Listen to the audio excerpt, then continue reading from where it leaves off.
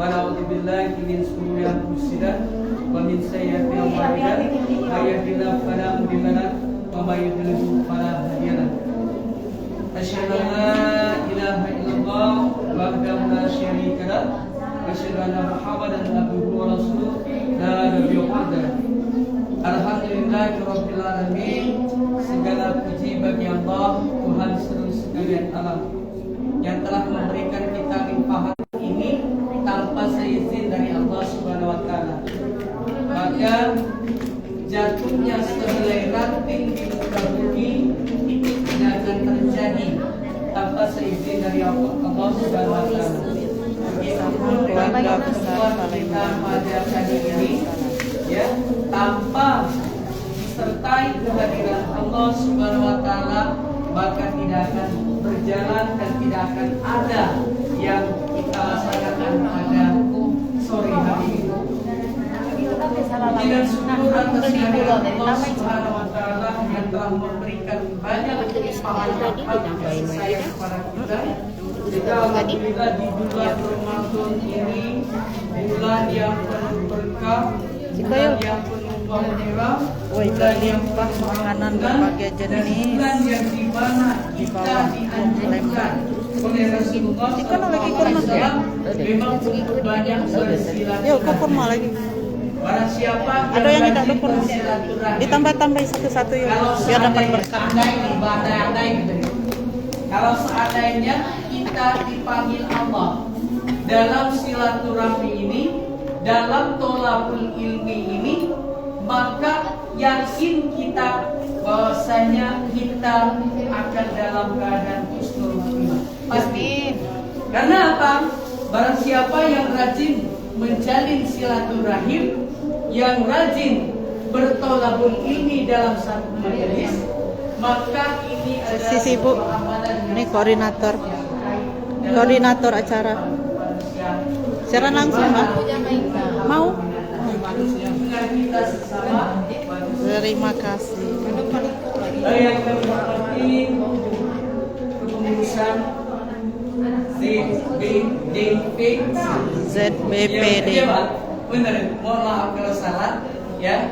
Dan kepengurusannya dan Bapak Ibu yang insyaallah dirahmati oleh Allah Subhanahu wa taala, mungkin tak dapat saya sebutkan satu persatu pada sore hari ini karena mengingat waktu kita mendekati, yang dimana pertemuan kita pada kesempatan kali ini insyaallah mudah-mudahan mendapatkan rahmat dari Allah Subhanahu wa taala.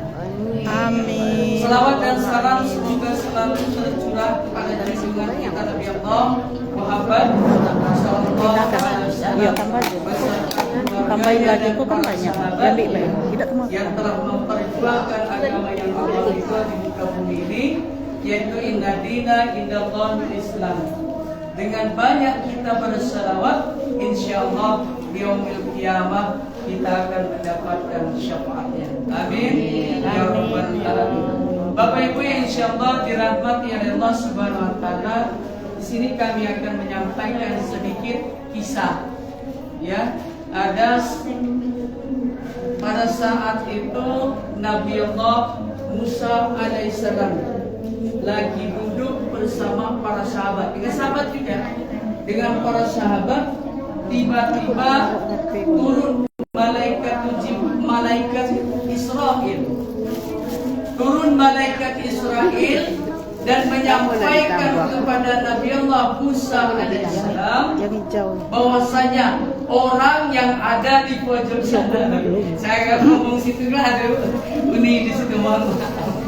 Ya, ada orang yang ada di pojok sana sebentar lagi akan dipanggil oleh Allah. Sebentar lagi akan dipanggil oleh Allah Subhanahu wa taala.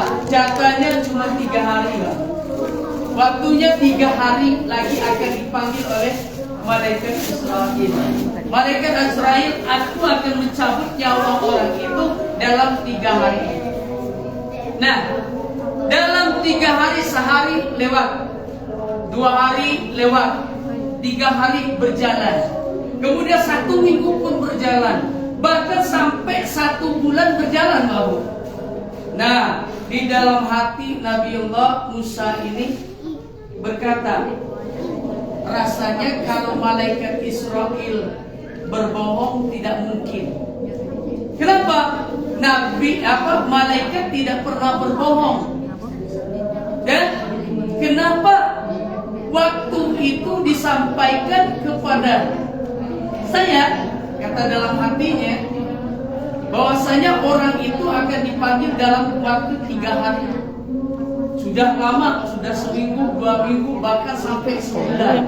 Dalam hati ini bertanya-tanya terus. Mungkin ada rasa di dalam diri Nabiullah ini, kalau begini, apakah salah penyampaian malaikat Israel ini? Yang malaikat Israel ini, saya rasa juga tidak mungkin salah penyampaian. Setelah dalam gumam dalam hati, malaikat Israel ini turun. Wahai Nabiullah, apa yang kau sampaikan di dalam hatimu, aku tahu. Memang benar. Pada hakikatnya beberapa waktu yang lalu ku sampaikan bahwasanya orang yang ada di pojok sana itu nanti 3 hari akan dipanggil oleh Allah Subhanahu wa Ta'ala. Kemudian Allah menyampaikan kepadaku, orang itu jangan kau panggil terlebih dahulu. Kemudian aku sudah menambah umurnya selama 20 tahun. Masya Allah. Dari 3 hari bahwa 3 hari disampaikan, ditambah umur orang ini yaitu selama 20 tahun. Nah, ditanyalah oleh Nabiullah ini tadi, apa amalan yang dilakukan oleh orang itu sehingga Allah menyenangi, menyukai, bahkan menambah umurnya selama 20 tahun lagi.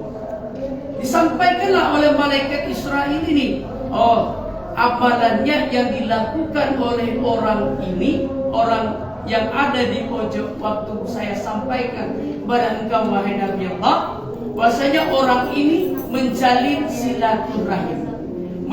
silaturahmi, dan kemudian dia kunjungi kaum kerabatnya, dia kunjungi kaum familinya, kemudian dia rajin bersedekah. Setiap hari menjelang akan kematiannya dia bersedekah dan bersedekah dan bersedekah.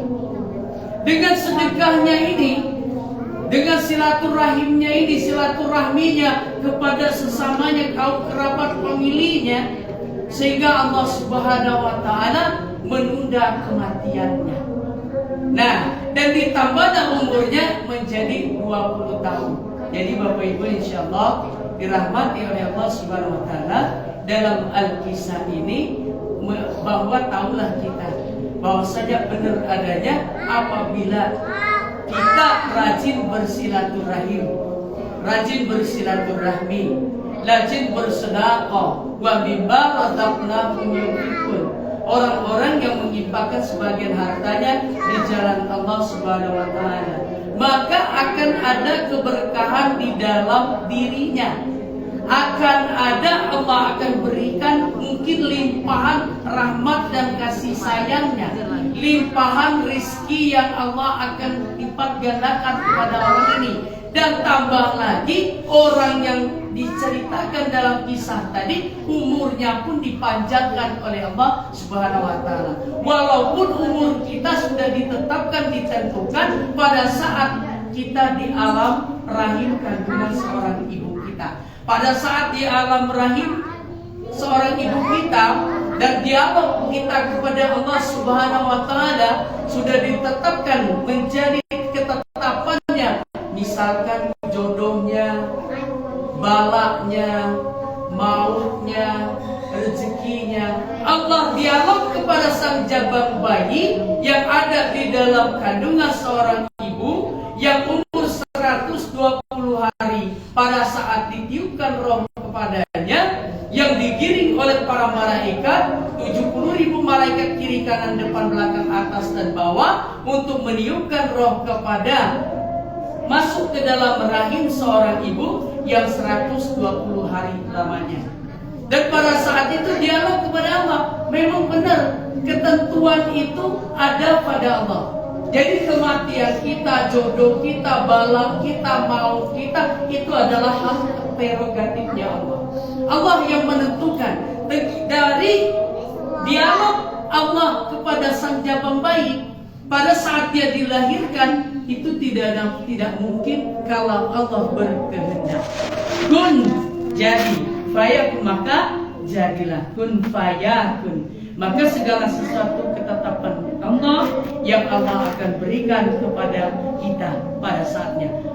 Tahuilah Bapak Ibu, insyaallah dirahmati oleh Allah Subhanahu wa taala, nama kita, amal ibadah kita, segala sesuatunya kita ini adalah menjalankan skenario-nya Allah.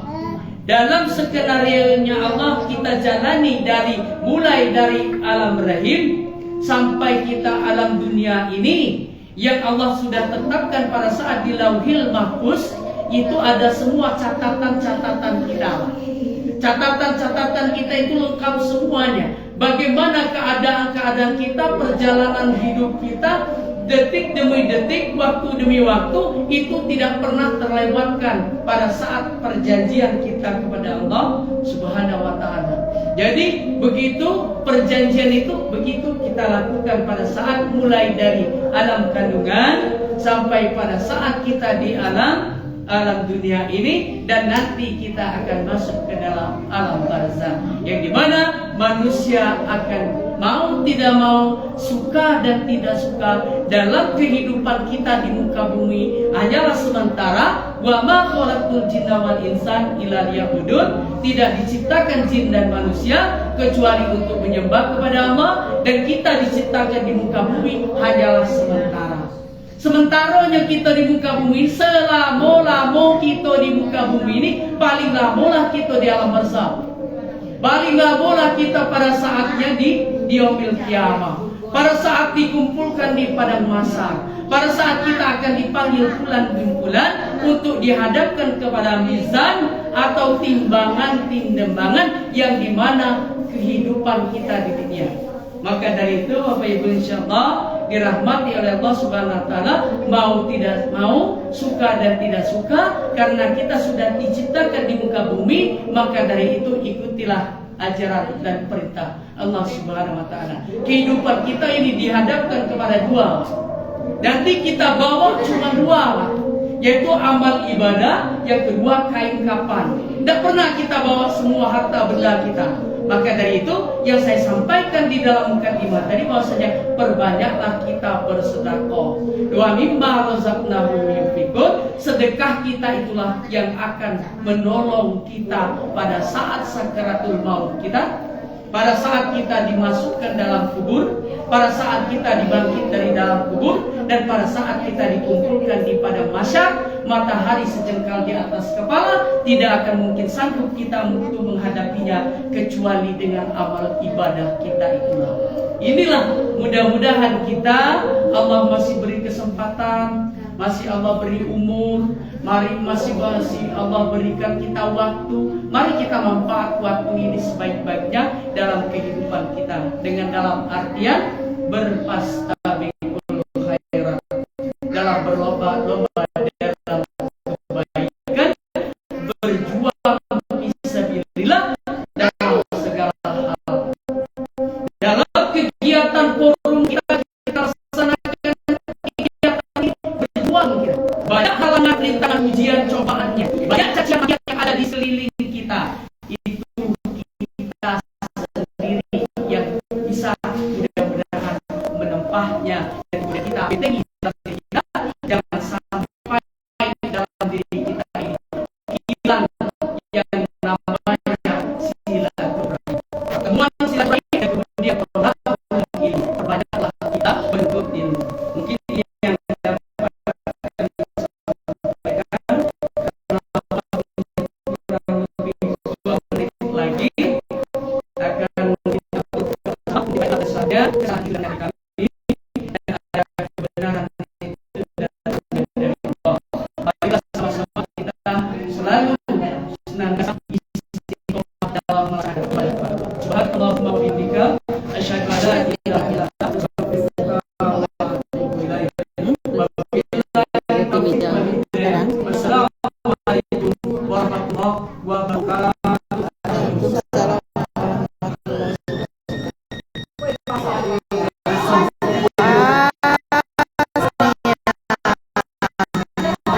Buka